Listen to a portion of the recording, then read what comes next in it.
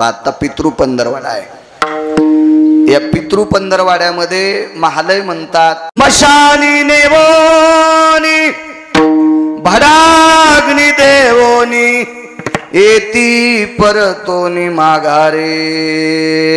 पूर्वेकडे तोंड करून अग्नी लावायचा असतो आणि उत्तरेकडे तोंड करून गाडग पाठीमाग टाकून उत्तरेकडे तोंड करून असं तोंडावर 3 वेळेला बोंबलत असतात।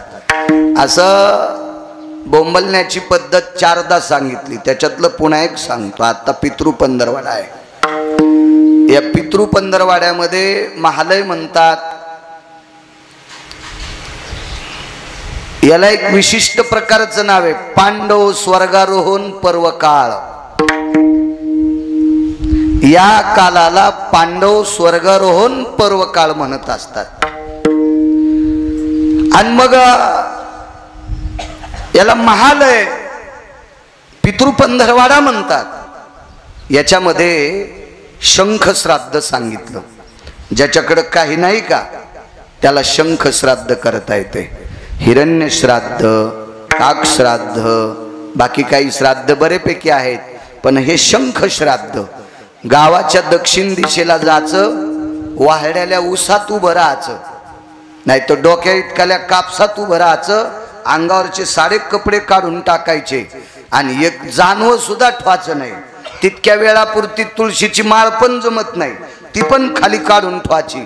अंगठी गिंगठी काय असेल तर अंगठीवाला कशाला श्राद्ध करीन तसं। तर मग दक्षिणेकडे तोंड करायचं आणि 21 वेळा आपल्या 16 पित्रांच्या नावानं बोंब ठोकायची, उलट्या बोंबानं हातानं, झालं शंख श्राद्ध।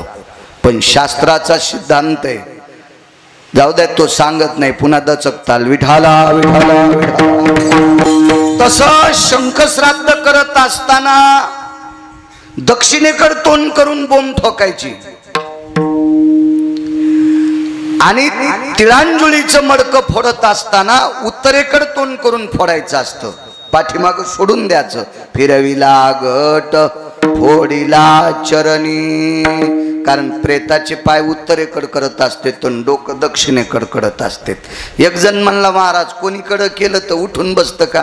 मग तुझ्या हिशोबान कर ना तू, आणि तुला ही संस्कृती आवडत नसेल तर या धर्मात राहू नको सोमळ्या। एक जण म्हणला, बाकीचे लोक पित्र घालीत नाहीत मग ते जगत नाहीत का? तू तिकडं जाय, तुला कोण म्हणलं या हिंदू संस्कृतीत राह? जाईन तू तुकडं उचल तू टोपलं आणि जाय बोंबलत तिकडं। अरे बाकीचे लोक पक्ष जरी करीत नसतील पण त्यांचे सुद्धा त्यांच्या धर्मानुसार नियम आहेत, त्यांचे सुद्धा त्यांच्या धर्मानुसार नियम आहेत। याच्याकरता ते त्यांचे नियम करतात ना, आणि मग ते पक्ष करत नाही हे तुला इचकायचं कोण सांगितलंय? इथं जेव घातल्या बापाला भेटतं का? तू घालू नको पाकिस्तान्या। पण जे करते त्यांचे घर कशाला पेटवायला तुला हे पटतच नसेल तर इकडं मुळीच थांबू नको। या नालायकांना चारवाक म्हणत असतात, चारवाक। फिरविला घट फोडिला चरणी, महावाक्य ध्वनी बोंब झाली, ती बोंब सुटत असते। आणि मग दिली तिळांजुळे कुळनाम रूपाशी, शरीर ज्याचे त्याशी समर्पिले तर्पण विधीला। दक्षिणेकडे तोंड करून बसत असतात। कर्मकांड करणाऱ्याचं पण तोंड दक्षिणेकडेच असावं, त्यालाही मोकळं सोडं नाही। तुम्ही महाराज बलीला त्याला मोकळं सोडं का? ते देवील सोड्याला कठाळ आहे का? तो सुद्धा व्यसन घातलेला आहे, बंदिस्त आहे, त्यानं सुद्धा दक्षिणाभिमुख बसायचं। तर्पणो भय विधिया जायते नाम, लुप्त पिंडो भय व्याप्तिताम, जवादी समर्पयामी तिलाग्राक्षिदा समर्पयामी, अंगुष्टादि स्नान भयो चंदना सर्वस्थितो, रक्तादि चंदनायाम आरक्तादि पुष्प भयो पिंडो समर्पिता तिजायते. शास्त्राचा सिद्धांत तो सांगितला. दक्षिणेकडे तोंड करून तर्पण विधी करत असतात आणि ही तिळांजुळी असते. दिली तिळांजुळी कुळनाम रूपाशी, शरीर ज्याचे त्याशी समर्पिले. त्या दिवशी त्या व्यक्तीचा बाकी सगळी गोष्टीशी संबंध तुटून जात असतो. त्याचं शरीर संपलं त्या दिवशी. तुका म्हणे रक्षा झाली आपोआप, उजळला दीप गुरु कृपे. आणि त्या दिवशी हे पंचप्राण 5 लोकांकडून घेतलेले आहेत. हे ज्याची त्याला समर्पित होत असतात. अग्निमय शरीर होऊन जात असतं, पृथ्वीमय शरीर होऊन जात असतं, जलमय स्वरूप शरीर होऊन जात असतं. म्हणून तुका म्हणे रक्षा झाली आपोआप, उजळीला दीप गुरु कृपे. साधा सोपा सरळ अभंगाचा अर्थ झालं कीर्तन विठाला विठाला.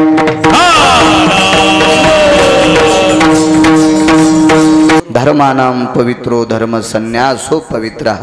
माझ्यावर अतूट प्रेम करणारे आदरणीय गोड एका अधिष्ठानातले सर्वे सर्वा, त्या ठिकाणचं पूर्ण आधिपत्य त्यांच्या स्वाधीन आहे असे आत्मानंदजी बाबा.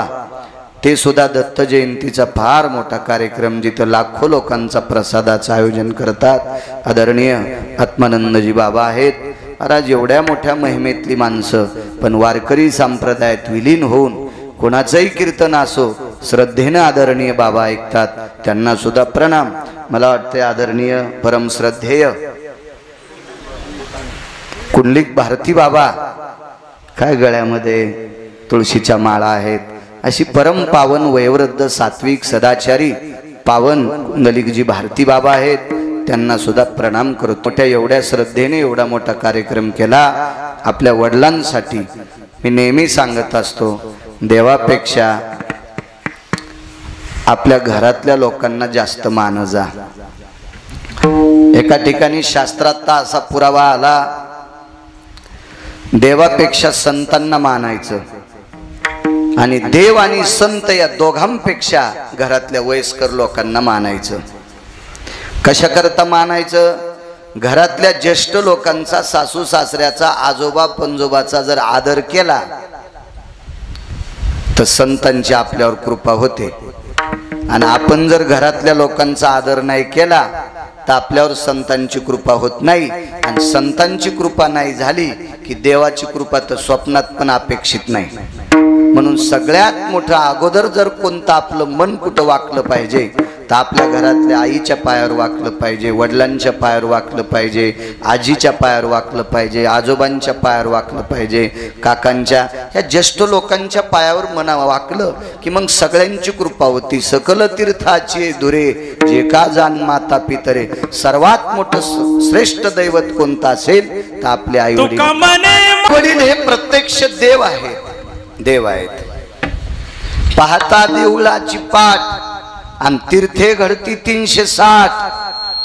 पंढरीत गेल्यावर चंद्रभागेचं स्नान, नगर प्रदक्षिणा आणि पांडुरंगाच्या मंदिराची पाठ भिंत पाहिली की 360 तीर्थ केल्याचं पुण्य प्राप्त होते. आणि इथं सकल तीर्थाची धुरे जे का जाण माता पितरे. आई वडिलांच्या पायावर सर्व तीर्थ आपल्याला प्राप्त होत असतात असा शास्त्राचा सिद्धांत आहे. मोठ्यांचं वाक्य सांगतो, देवाची पूजा चालू होती.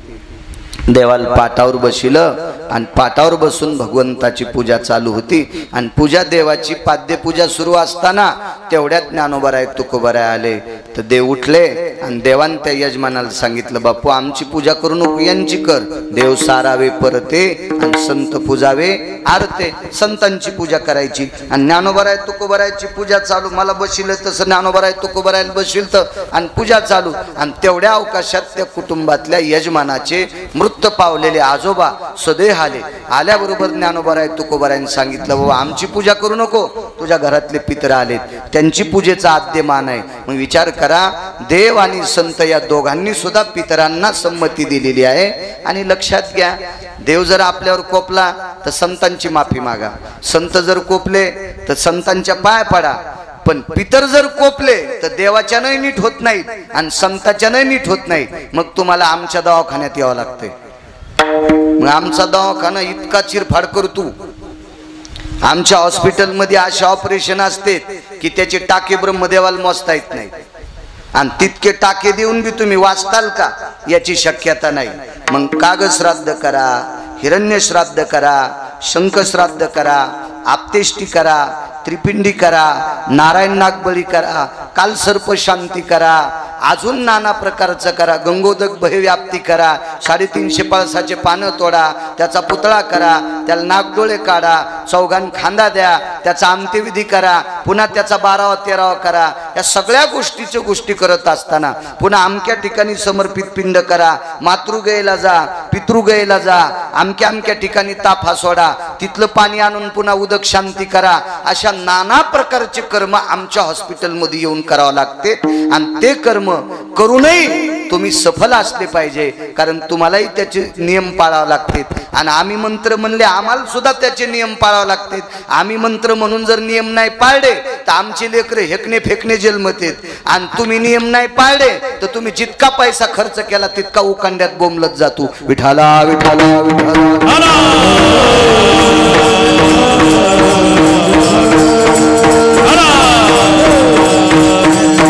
कारण ह्या बाकीचे जे विधी तुम्हाला करावं लागते, जिवंतपणी मायबापाला नीट बोलायचं नाही, आणि नंतर जे तुम्ही आमचं ऐकून विधी करता हे तुम्हाला कवडीचा लाभ देत नाही। त्याचं कारण सांगतो, तसे ते झाले पाहिजे। कालिदासासारखा माणूस जन्माला येणे शिल्लक आहे। कोणाला म्हणायचं कालिदास? संस्कृत नाव आठवल्याबरोबर कालिदासाचं नाव आठवतंय। तुम्हाला व्यास कधी कळणार आहेत, पाराशर कधी कळणार आहेत, शुकाचार्य कधी कळणार आहेत? नुसते नाव ऐकले। बकदालभ्य कधी कळणार आहेत, भृशुंडी कधी कळणार आहेत, वामन कधी कळणार आहेत, लोमश कधी कळणार आहेत? या लोकांचं काय आपल्याला माहित आहे का? त्यांचे किती टोकाचे?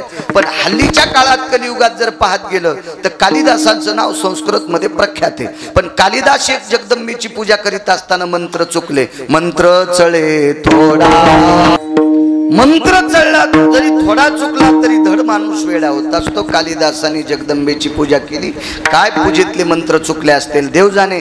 कालिदासाचं सर्व अंग कुष्ठमय झालं, पैलवान पूर्ण कुष्ठ झाला अंगाला, करावं काय?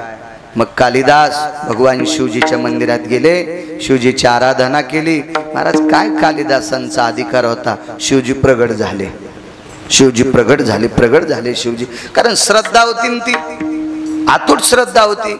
नुसतं आपलं पाणी टाकून महादेव भेजीला म्हणजे देव प्रसन्न होत असतो का? त्याच्यासाठी घरी सुद्धा चांगलं वागावं लागेल। सासू सासऱ्याला वायलं काढून दिलं आणि उजळलं की 3 वाजताच महादेवाला भिजिलं। येडेत का? महादेवाच्या गोळ्या संपल्यात का तो चांगलं करायला? तुझ्या अंगाव घर पाडतील एका दिवशी। विठाला विठाला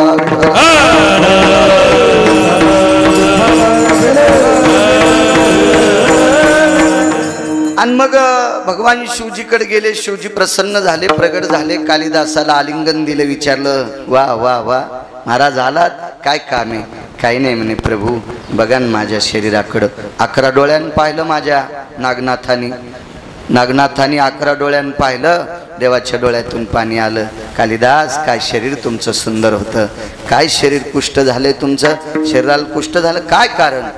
मला काही कळत नाही। पार्वतीला विचारलं, ए प्रिये काय? त्यांचं नियम चुकलेत म्हणे, माईच पूजा करीत होते, नियम चुकले, आणि नियम चुकल्यामुळे त्याचा पडसाद पडला मारुतराव, शरीर पांढरं शुभ्र झालं, करायचं काय आता? माफ करा। भगवान शिवजीनं आणि पार्वती मातेने विधी सांगितला, तो विधी करा, तुमचं शरीर पुन्हा चांगलं होईल। दृष्टांत संपला। या भारत देशामध्ये कालिदासासारखा ऋषी मुनींच्या नंतर जर संस्कृत मधला पंडित कोण पाहायचा असेल तर कालिदास, आणि त्याच्यानंतर कालिदासाच्या तोडीस कोणी झालेला नाही। मग कालिदासाचं चुकल्याच्या नंतर जर त्यांना कुष्ठ होत असेल तर तुम्ही आम्ही काय करू शकता? आता हे तर्पण विधी करावा लागतो ना, तर्पण विधी, तर याच्यात माळ नसली तरी जाणव घालावं लागते।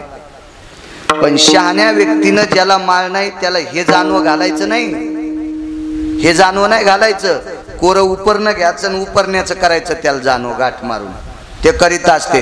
कारण यज्ञोपवितो शिष्टाचारो भयव्याप्ती मंत्रो सिद्धरस्तते वचा ब्रह्मार बहिर्व्याप्तिरस्ततो वचाम यज्ञोपवित बजायते। हे काय गांजा कच्चं वाक्य काय? याला ही आता हे व्यवहार करणारी लोक कशाचा द्वारा घेऊन त्याच्या जानव्याला गाठी मारून ते जानव करत असतील। पण माझ्या लहानपणी जानव ऐकणारे माणसं गायत्रीचं पुरस्चरण करायचे, मग त्या सगळ्या गोष्टीची सिद्धता करायचे, समोर हवन कुंड करायचे, यज्ञ करायचे, आणि मग त्यात ते चालू असताना त्याला गाठी मारायचे, मग त्याची सिद्धता करायची, आणि ते जानवे देत असते. आता काय जानवं तुम्ही घालायचं इकायला मुसलमानाच्या दुकानावर, काही विषय नाही त्याला, सगळा देखावा झाला ना ते.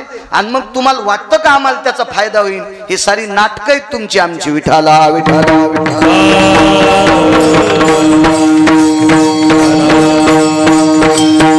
आता मुसलमानांना जाणू इकून असं मी काही म्हणणार नाही, त्याचा धंदा आहे. तुम्ही घेता म्हणून ते इकायले, तुम्ही जर घेतलेच नसते तर त्यानं कशाला इकले असते बिचाऱ्यानं? कावळे पाटील ते इकू शकतं का? पहिले पाटील नाही इकू शकत ते. पण तुम्हाला माहित आहे का त्यानं तयार केलेत का, त्यानं गाठी मारल्यात का, त्याला सिद्धता येते का, त्याला पुनःशरण येतंय का, त्याला गायत्री मंत्र येतो का, त्याला सिद्धतेचे तत्व माहित आहेत का? काय नसतं तुम्हाला. पण मला जाणवय लोकांत चालला की मग कानाला अडकी तू, आणि एकटा गेला की कशालाच अडकीत नाही. ही सगळी नाटकं आहेत ना, त्याच्यामुळं ह्या मोठ्या लोकांना किती खाली जावं लागतंय, तर आपण किती खाली जाऊ याची सिद्धता आहे. चला यज्ञ सिद्धता सांगितली, दक्षिणेकडे तोंड असावं, करत राहा. आता सध्या पितराच्या अक्षदा सगळ्याला घ्या वाटतात, खाल चणचणीत असतं ते पितराच्या अक्षदा घ्या वाटतात. मला सुद्धा वाटते कोणतरी पितराला सांगा, पण घरी नसतो. नाही तर सगळं 14 पदार्थ खाल भेटतात ना, 14 पदार्थ. आजच्या दिवशी खीर केली पाहिजे, खावल्याची खीर. कुठली पाहिजे? सुनान सासऱ्यासाठी. काय तिच्या हाताला का धनुर्वात झाला का, वारं गेला अंगावून का, तिला पॅरेलिस झालाय, वाटी भर गहू कुठ्याला कितीक लागत असते. नको कोणापुरती, नैवेद्यापुरती जे माणूस सांगितलाय त्याच्या पात्रावर 1 चमचा टाकणं, काय पॅरेलिस झाला का. आणि जर तू सासऱ्यासाठी खीर नाही कुठलीच, तर ज्या सासऱ्यानं गव्हाचं रान घेऊन ठेवलंय ते तो पोरग तू जिवंत आहेस तोपर्यंत गव्हाचं रान ठेवणार नाही.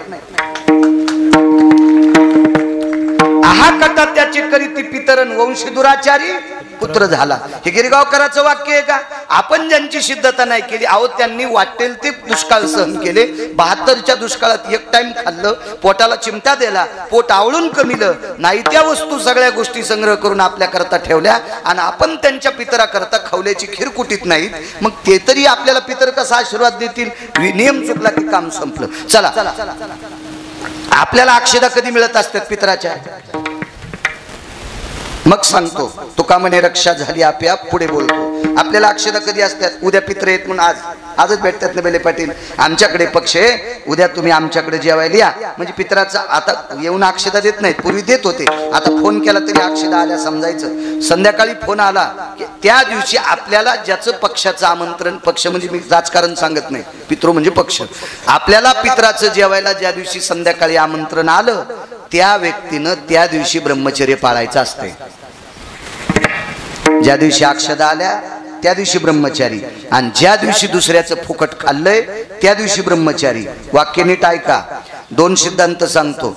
तरुणानं जर अक्षदा घेऊन ब्रह्मचार्य नाही पाळलं, त्या दिवशी नाही पाळलं, दुसऱ्या दिवशी नाही पाळलं, तर त्या आघात कालात जन्माला येणारी संतती दुराचारी जन्माला येत असते. एखादा म्हणे मी म्हातारा झालोय, आता मला कुठं संसार करायचा, तर तुझ्या दृष्टीनं तुझे नातू सुद्धा भंगिरे वाताहत करतील.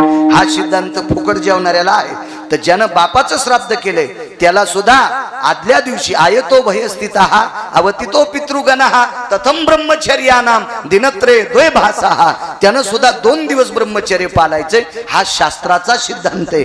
त्यानं पित्र घातले, पित्र केले असं आरडून सांग जा, नाही तर बाकीच्या यानं लपंडाव खेळल्यासारखा पाण्यात सुरपारंब्याचा किंवा सुरपाट्याचा किंवा झाडावर सुरपारंब्याचा खेळ लोकांनी केले म्हणून आपण केले, हे नाटकं करण्याचं काम करत जाऊ नका. विठाला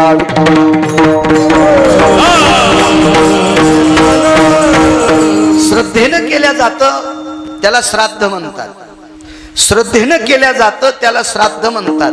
ठेवलेल्या पितरासोबत इतर सुद्धा बोलवतात, ठेवलेल्या पितरांसोबत इतरांना सुद्धा आमंत्रण देतात, त्याला पितर म्हणतात.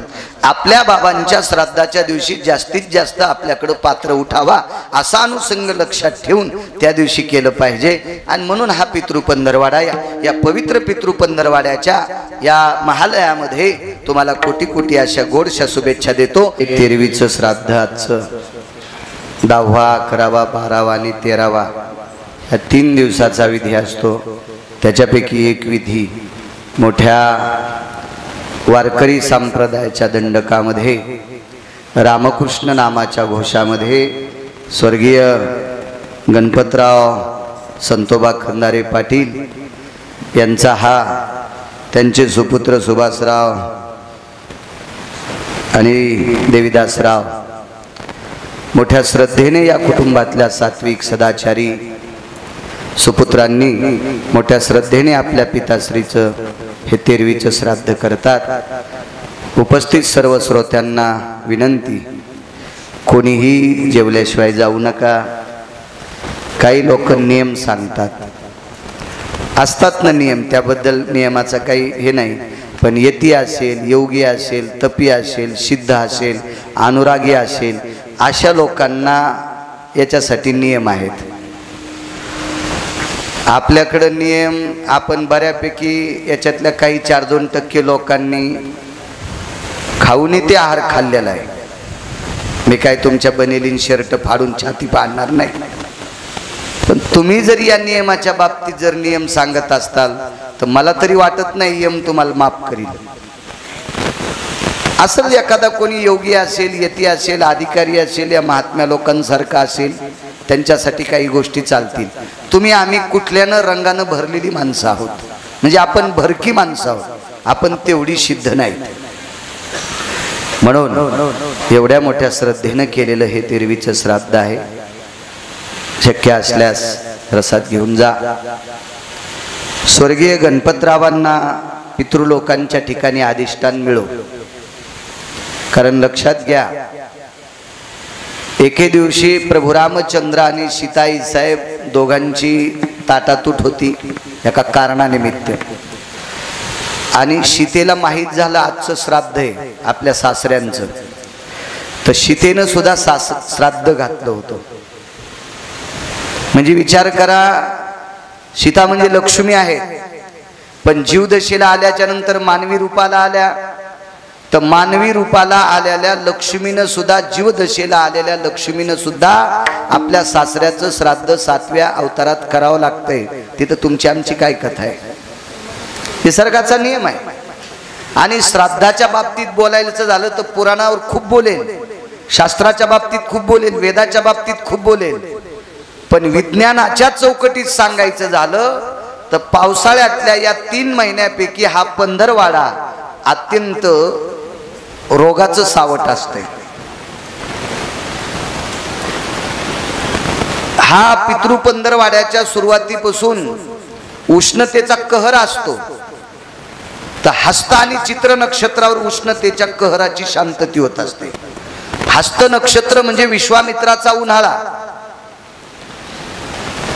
हस्त आणि चित्रा नक्षत्रात एवढी गरमी असती, बैलांना सुद्धा गंडलं येतात, बैलाच्या सुद्धा जांगात गंडल येतो, त्याला आपण टिवा आला म्हणतो, काही आला म्हणतो, आपल्याला सुद्धा ह्या उष्णतेचा कहर होतो। आणि या महिन्यामध्ये दूषितता असते, याच्यामध्ये सगळी पदार्थ खावी, म्हणून शास्त्रांनी पुराणांनी पक्ष घालण्यासाठी या मासात सांगितलं की 14 पदार्थ ग्रहण केल्याच्या नंतर रोग प्रतिकारक शक्ती वाढते। याच्यात खारट पदार्थ असतात, तुरट पदार्थ असतात, डाळींचे मेदकूट असतात, पंचामृत असतं, त्याच्यामध्ये तिळाचा कुट्टा असतो, चिंच असते, दही असते, नाना प्रकारची मसाले असतात, मिरचीची तुकडे असतात, हेही पंचामृत असते। त्याच्यामध्ये उडदाची वडे असतील, मुगाचे वडे असतील, नाना प्रकारची भजी, कुरडया, पापड्या, साधव, ही सगळी काही मेतकूट आदी सगळी, खवल्याची खीर असते। आणि या प्रत्येक पदार्थापासून शरीरामध्ये अमुक अमुक पद्धतीचा, एक सोप्या तुमच्या भाषेत सांगायचं ते व्हिटॅमिन प्राप्त होतात, आणि त्यापासून रोगावर मात करण्याची शक्ती प्राप्त होत असते। म्हणून आपल्याकडे श्राद्ध असल्यावर 10-5 लोकांना सांगा, त्याच्या मागे स्वार्थ आपला असा आहे, आपण 10-5 माणसाला सांगितलं तर त्याच्या श्राद्धाच्या घरी, त्याच्याकडे श्राद्ध असल्यावर तो आपल्याला सांगेल पैलवानजी, याच्याकरता 15 दिवस आपण 1 दिवस घरी जेवू आणि 14 दिवस बाहेर जेवू, म्हणजे हे खाण्यासाठी पदार्थ मिळतात। राहिला प्रश्न, बऱ्यापैकी नालायक या चौकटीतून सुटायचं पाहतात। ते म्हणले महाराज आम्ही 4 भाऊ आहेत, लहान्यान पाणी पाजलं होतं, मग ती घ्यायला पित्र करायचं काम आहे का नाही? बापान तुम्हाला जमीन दिलीच नाही का? तुम्ही असेच सोडे का मसुबाचे हाले म्हणून? तुम्हाला नाही बापान प्रॉपर्टी दिली का? लोक इतक्या असे सांधी काढतात महाराज, मोठ्यान पक्ष घाला किंवा लहान्यान पक्ष घाला, आणि मधले काय मंदिरात घंटा म्हणून बांधायचेत का? त्या घंटीच्या मध्ये लोलक असतो ना, ते अडकून बांधायचं तुम्हाला तिथं नाही, तुम्हाला सुद्धा श्राद्ध करता येते. काही काही तर इतक्या बहादर बायका, मग सवाशीनच घालायची ना, तर नवऱ्याला म्हणली मी राहते, आणि पितर ठाच आहे ना तर तुम्ही राहा, तुम्ही राहणार. देऊतल्या मालकाचं गोड वाक्य. बायको सवाशीन आई आणि नवरा पितराच्या ठाई, म्हणजे बायको तीच म्हणली मीच सवाशीन, मी स्वयंपाक करते, मीच सवाशीन, तुम्हीच जरसं कुकू लावा. आणि त्याला म्हणली तुम्ही पितर राहा, मी हळकून उघडून तुम्हाला लावते. किती हुशार, वा वा वा, काहीच पोरं चांगले निघतील बाई तू, हे मस्त मस्त, वा वा वा, इतके सुंदर लेकरं निघतेन. तू झोपीत घे, झोपी गेल्यावर तू अंगठी बॉन्डवर घेते. एक जण म्हणला महाराज मी कुठंच अंगठा द्याला नाही हो, आणि मग जमीन कशी नावची झाली पोरायच्या. म्हणला अंगठी तो दिलीच नाही का, मग नागपूरला तपासायला पाठवले अंगठी, तर नागपूरला तपासले बेले पाटील तर याचीच अंगठी निघली. त्यांनी मला बोलून घेतलं, म्हणले कायदा बी खोटा झाला हो, नागपूरला तपासलेत मयच अंगठी निघले. मी त्याच्या पोराकडे गेलो, मी म्हणलं तुझ्या नावानं जमीन कशी काय झाली. ते म्हणलं माझ्या नावानं झाली, मी इकली बी. मग बापाची अंगठीत नाही तर तुझ्या नावानं कशी झाली. तलाट्याची नोकरी जाते. ते म्हणले महाराज तलाट्याची कशी नोकरी जाईल, नागपूरला अंगठे सिद्ध झाले ना आमच्या बापाचे माईचे आहेत म्हणून. आणि म्हणलं सिद्ध कशी होतील महाराज, हे झोपी गेले ते तेव्हाच घेतले होते, मी झोपीतच घेतले म्हातारीचे म्हाताऱ्याचे अंगठे. मग अशा अवलादी जन्माला येत असतात पितरांचा कोप झाल्यावर, असे येऊ नये याच्याकरता चांगलं वागलं पाहिजे. इदन्न मम पिंडो भयस्थिता जज्ञे व्यवस्थिताया यक्षति लोकं गंधर्वादि किन्नर लोकं दिक्पाला चारुति हासं परमति हंस हंस परावय जायन्ति व्यालाक्षा वयशुधि जनजयो विद्यखलावय जायन्ति कैलासाधिपतय नमः वैकुण्ठाधिपतय नमः सत्यं वासं पतय नमः गोलोकाधिपतय नमः हिरण्यश्राद्धो कागदश्राद्धो शङ्खश्राद्ध वयमुच्यन्ते नारायणो नागबली आप्तेष्टि वयकृपिण्डि कालसर्पवय शान्तिरयो रक्तं चन्दन समर्पयामि अरक्तपुष्पं समर्पयामि अंगुष्ठाधिष्ठानभयो अंगुष्ठाधिष्ठानभयो अंगुष्ठाधिष्ठानभयो नमः पार्वती पते हर हर हर हर महादेव. कौरव 100ला 100 मेले, सातपुते काका 100 कौरव मेले. कौरव मेल्याच्या नंतर धर्माला राज्याभिषेक झाला. पांडवांचा राज्याभिषेक होस तर धृतराष्ट्र थांबले. धर्मराजा झाले, धर्माला बोलून घेतलं. त्याच्या अगोदर बोलवलं विदुर काकाला. विदुर काका महालात आल्याबरोबर दादा म्हणाले, वाक्य नीट ऐका. युद्धाच्या अगोदर विदुर काका मोठ्या भावाला राजा म्हणायचे आणि धर्मगादीवर बसल्यावर विदुर काका धृतराष्ट्राला दादा म्हणायचे. आता राजा नाही, तो आता मोठा भाऊ आहे कावळे पटेल. काय दादा? काका मी परवाला जाणार आहे. जवळ बसले, हातात हात घेतला आणि सांगितलं दादा कुठं जाणार आहेस रे? मला वनात निघून जायचंय. वा, शेवट तो भला माझा बहू गोड झाला. मला शेवट गोड व्हायला पाहिजे. आज तो या भंग घेता येत असतो. असं वय झालं, नातू पंतू सगळ्या गोष्टी बघितल्या आणि वयाचा टप्पा आटपल्याच्या नंतर जो मृत्यू होतो त्याला सुमृत्यू नावाचा मृत्यू म्हणतात. गोड झाला दिवस. महाराज या भारत देशाचा राजा आहे. इंद्रप्रस्थ आणि हस्तिनापूर म्हणजे पूर्ण भारत देशाला पूर्ण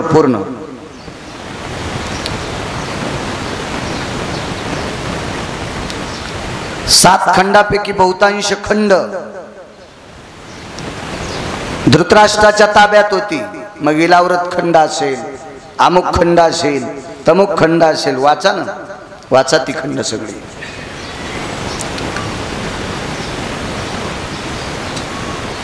जाणार म्हणे दादा, हो मला जायचंय, सोडशील नेऊन?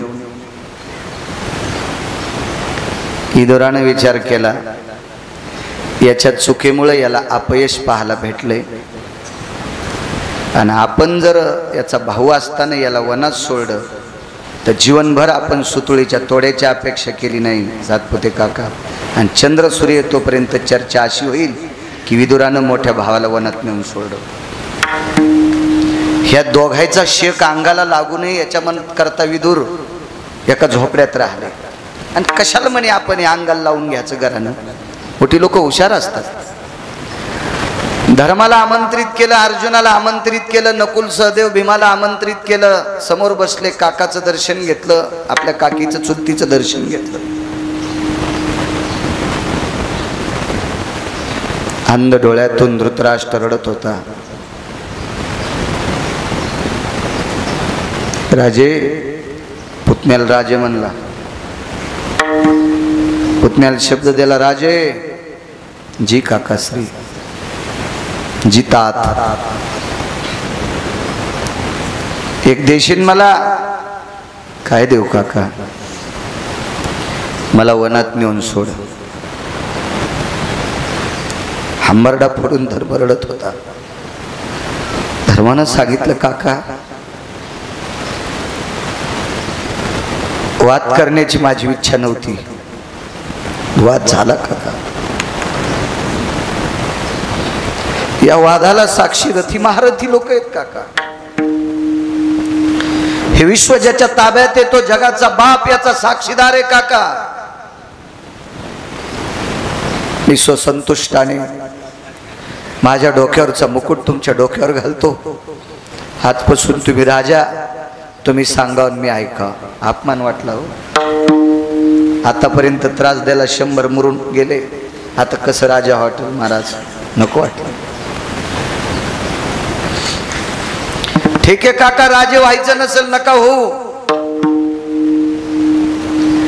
पण राजाच्या दरबारात एक आसन असते. ते आसन म्हणजे राजापेक्षा उच्च कोटीच्या माणसाला बसण्यासाठी ते आसन असते. त्या आसनावर तुम्ही बसा, आदेश द्या, तुम्ही सांगताल तसा राज्यकारभार मी चालवेन. नकोय म्हणून मला वनात सोडून दे. धर्मानं विचारलं, काका कोण्या वनात? अमक्या अमक्या वनात.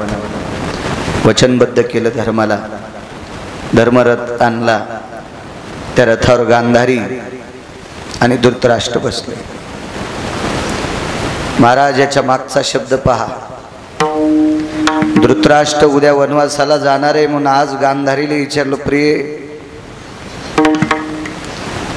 तुला वैभव आवडतं का मालकासोबत राहणं आवडतं? काय शब्द असतील मोठ्या लोकांचे. बापू पत्नीला विचारलं, प्रिय तुला राजवैभव आवडतं का मालकाच्या सोबत राहणं आवडतं?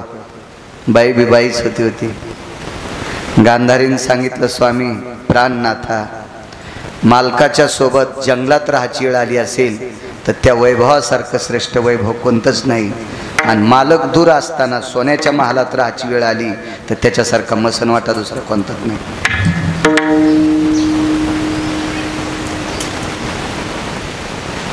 माझ्या संत शिरोमणी नामदेवरायचं एक वाक्य, पतिविन कामिनी शोभा न पवे. श्यामलांगी तरुणी सुंदर होय रमणी, परी पतिविन कामिनी शोभा न पवे. ते सौंदर्य नाही तिच्याकडं. बाई जास्त शिकलेली होती, नोकरी लागली. बेले काका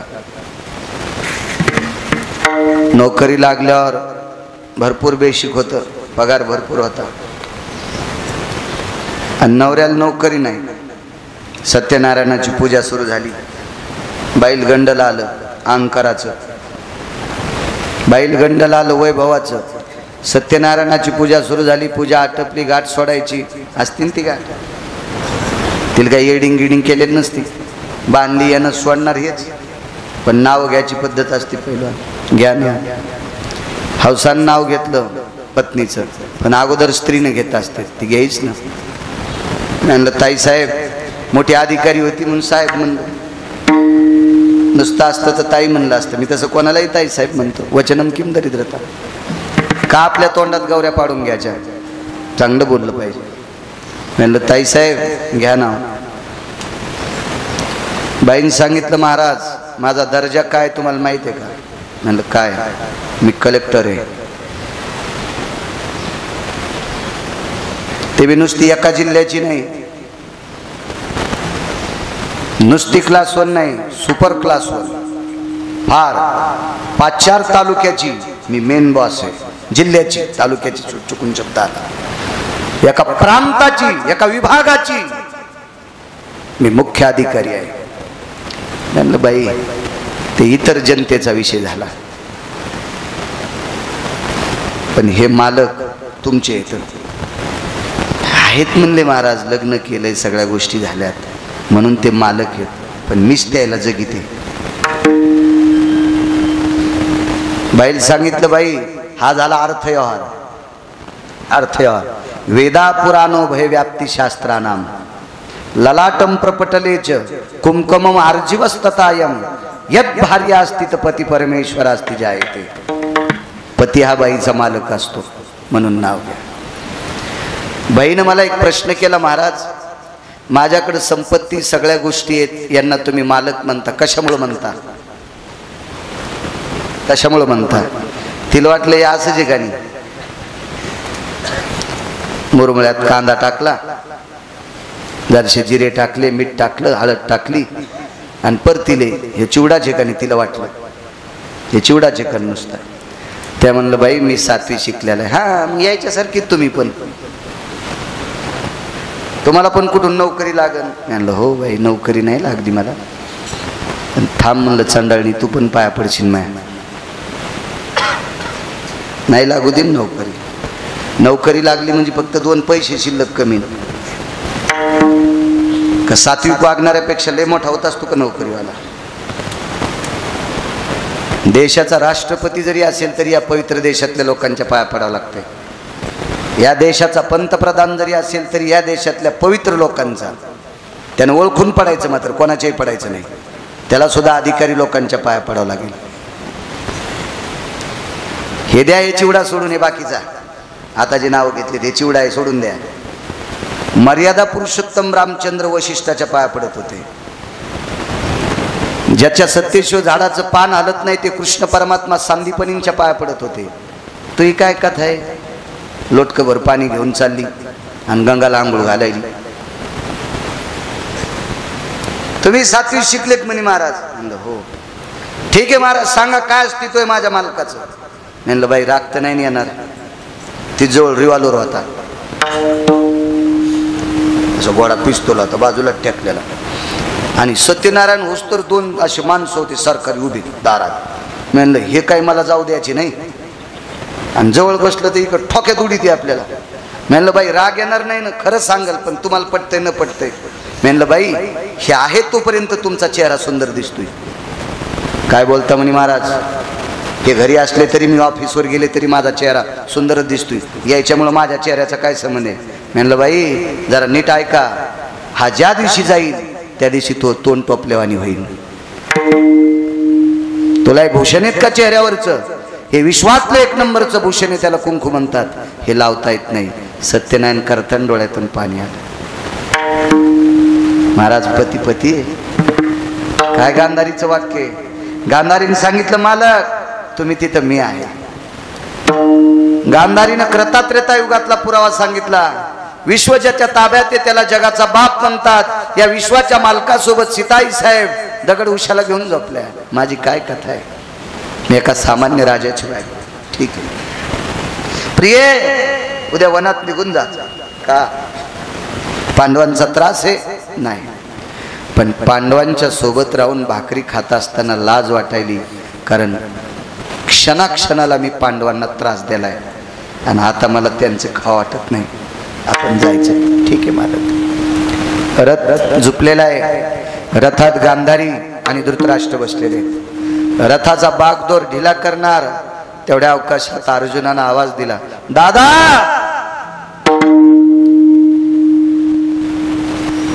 का अर्जुना, एक मिनिट खाली येतात. खाली आले. काय का दादा, तुम्ही काकाला सोडायला वनात चालले, हे मान्य, तुम्ही वचन दिले, याच्याकरता काकाला वनात सोडतात. पण काकाला वनात सोडल्यावर दादा तू वापस येत नाहीस मात्र इतकं पक्क आहे. धर्म वापस नसता आला, धर्म नसता वापस आला.